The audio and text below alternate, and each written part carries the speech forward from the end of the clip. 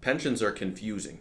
You work your entire life for your pension, and then you get to retirement and you have this one point in time where you have to make a decision about how the pension's going to work for you for the rest of your life. And here's the thing, you only get to make that decision once. As the saying goes, you can't put the toothpaste back in the tube. It's a very important decision. You got to make the right one.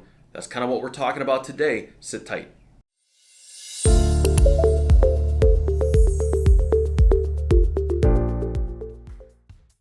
Hi, I'm Antonio Cibella with Vision Wealth Management.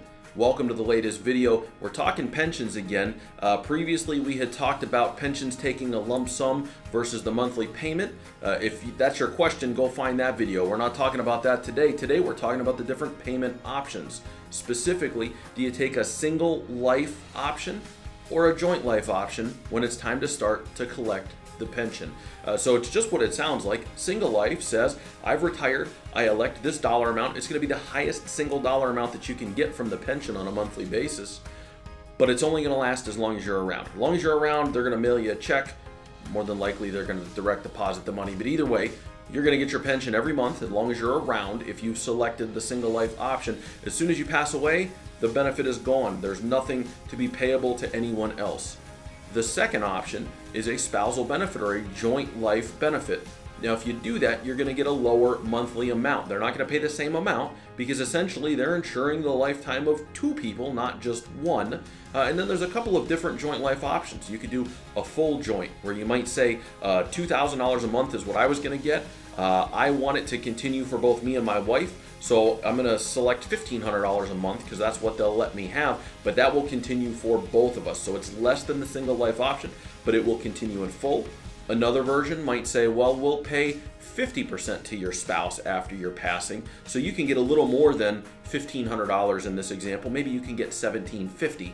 But if something happens to you and you go, she only gets half that. She doesn't get the whole amount. So there's multiple options to choose from, whether it's single life or several different joint life options. The question becomes which one and how do you figure it out? So starting point for how you figure it out. We've talked about retirement income plans a lot before. How much income do you have coming in every month? How much will you have going out? And what's your pile of money look like? And so how much of the pension do you need to get here, to get to a point where you have enough guaranteed income coming in to pay the bills, or preferably above board where you've got more coming in every month than you need to pay the bills? If you can do that with a joint life option, take the joint life option pretty much all day, every day. You still want to check the math on it. We'll get to that in a second. But if you can take a lower monthly benefit and still have enough to live on, that's certainly the safer bet. Because that way you can plan for both of you without worrying about losing that piece of the retirement income. A second consideration, if you say, well, we really kind of need the full amount to get things where they are, start looking at the math. Figure out how much they're going to give you and how much lower it would be for the joint life option. And how many months would somebody need to stick around? How long would your spouse have to outlive you to get back the money that you would forego? So in that circumstance of $2,000 a month for you, $1,500 a month if you took the joint option, that $500 per month that you're going to give away, how many more months at $1,500 a month does your spouse need to live past you to make up for losing out on that $500 a month while you were around? So you can start looking at the math that way to see if it seems like a likely scenario. Something that plays into that is the spouse's age. So are they much younger than you? If they are, a lot of times a joint benefit makes sense, especially if they're not going to penalize you for that. Some pensions will say, well, if your spouse is this much younger, we're going to base a payout off of a lower amount because we know we're going to be paying for a longer period of time.